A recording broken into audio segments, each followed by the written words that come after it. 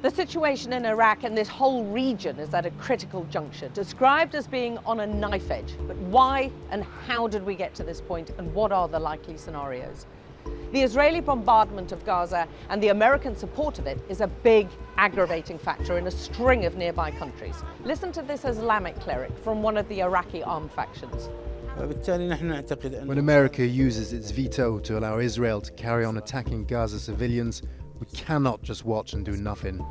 What's going on in Gaza daily has injected new life into the so-called axis of resistance. It's the first time this multinational coalition of militant extremist organizations has mobilized on multiple fronts. They've managed to coordinate attacks on Red Sea shipping routes by the Houthi fighters in Yemen. Hezbollah in Lebanon, with its close links to Hamas in Gaza, have launched almost daily strikes into northern Israel for the past 4 months, while pro-Syrian regime fighters and Iraqi armed groups have hit multiple US bases across Syria and Iraq, and they all link it to the Palestinians. If America stops supporting Israel, we'll stop supporting Palestine. That's clear. The other key tie for the armed groups in the axis of resistance is their bond with Iran and its powerful Islamic Revolutionary Guards.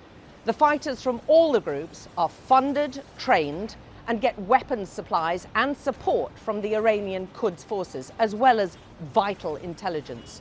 So how much influence does Iran have in Iraq? Iran's been deeply involved with Iraqi politics since the US-led invasion which toppled the Iraqi dictator Saddam Hussein, and it exploited the power vacuum and anti-US feeling in the chaos which followed. Although US combat troops left Iraq 8 years after the invasion, the emergence of ISIS brought them right back. Again, the US headed a coalition, this time to fight the Islamic State extremists.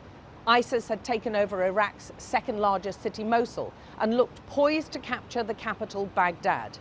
But Iran was also involved, arming many of the volunteer Iraqi fighters, which formed what was called the Popular Mobilization Forces, or PMF, and they fought alongside the international troops and the Iraqi army. The PMF was officially recognized by the Iraqi government after the ISIS defeat and is meant to report to the Prime Minister. But many armed groups still pledge allegiance to the Iranian supreme leader and often defy Iraqi government orders. And as well as its military ties, Iran has multiple political parties in Iraq linked to it too. And that whole picture is worrying for America. They see Iraq as a strategic ally in the region, economically important with its large oil reserves, and a critical buffer against a hostile Iran. The US blames many of these pro-Iran armed groups for the slew of attacks on its bases in Iraq and Syria. But it was the drone strike at the end of January on a US base in Jordan which killed 3 American soldiers, which really raised the temperature. We will respond decisively to any aggression, and we will hold responsible the people who attacked our troops. We'll do so at a time and a place of our choosing. The US retaliation was powerful, with US jets hitting 85 different targets in Iraq and Syria.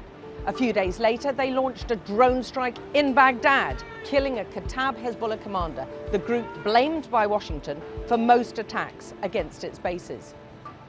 The commander's killing led to yet more angry demands for the few thousand US forces still left to leave Iraq, and there were demands and promises that there'd be revenge.